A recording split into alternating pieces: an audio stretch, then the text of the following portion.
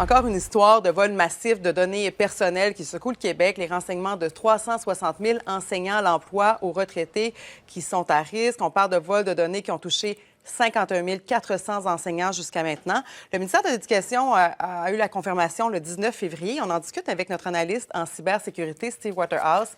Alors, Steve, on a l'impression qu'on ne s'en sort pas, que ce soit le gouvernement ou les institutions financières, mais nos données ne sont vraiment pas protégées. Non, parce qu'il y a un sérieux, Marie-Claude, qui n'est pas pris pour être capable d'amener justement la bonne protection en place.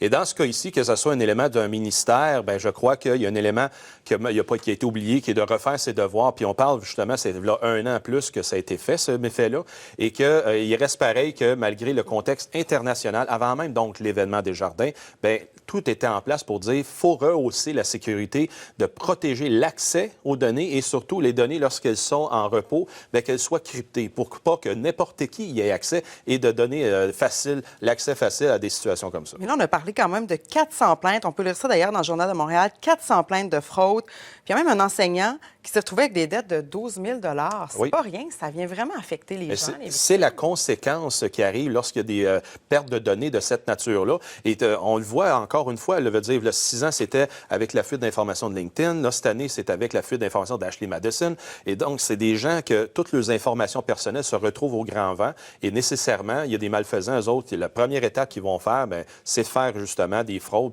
parce que c'est des données qui valent cher, parce que c'est tous des bons dossiers de crédit qui sont là-dedans, Marie-Claude. C'est ça qui fait en sorte que c'est attrayant pour les bandits pour aller chercher l'argent rapidement. Puis après ça, le fardeau de la preuve pour être capable de montrer qui sont. Bien, eux autres, il faut qu'ils redeviennent à ce moment-là, qu'ils redoublent d'efforts pour le montrer, excuse-moi. Dans ce cas-ci, il y a 2 suspects qui ont été arrêtés. Et là, on dit qu'on va soutenir, entre autres, les enseignants. Ah, bien, avant ça, on va aller voir justement les données au Québec qui sont assez préoccupantes. Oui. On regarde ça en chiffres, là, les fraudes. 17 millions de dollars en pertes financières au Québec liées aux fraudes en général.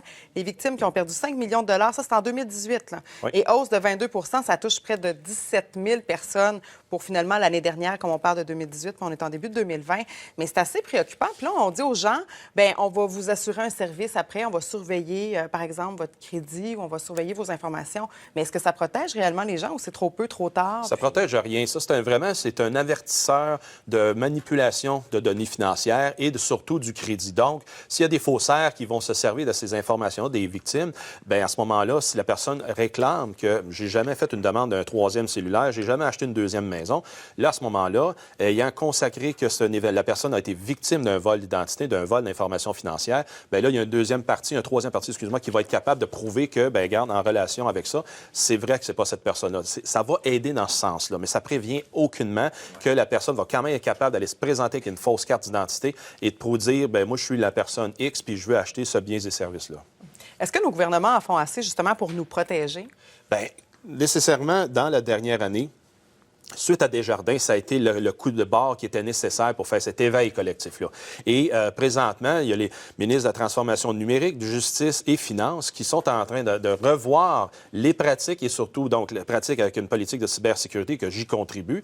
Après ça, à la justice, revoir les façons d'accuser, je dirais, de punir ceux qui ont été malfaisants. Puis après ça, en finance, bien, avec l'Autorité des marchés financiers, de faire un travail de surveillance et de contre-vérification pour être à mesure de réduire la possibilité que ça arrive encore, mais surtout de dissuader. Parce que, juste un exemple, Marie-Claude, actuellement, une fraude de cette nature-là d'une entreprise, bien, la première offense, c'est 10 000 puis la deuxième offense, c'est 20 à 50 000 ce qui est complètement ahurissant, je veux dire, de voir ça, des petits chiffres. Fait qu'en multipliant par 10 et 100 les amendes, bien, ça va dissuader justement des malfaisants de le faire.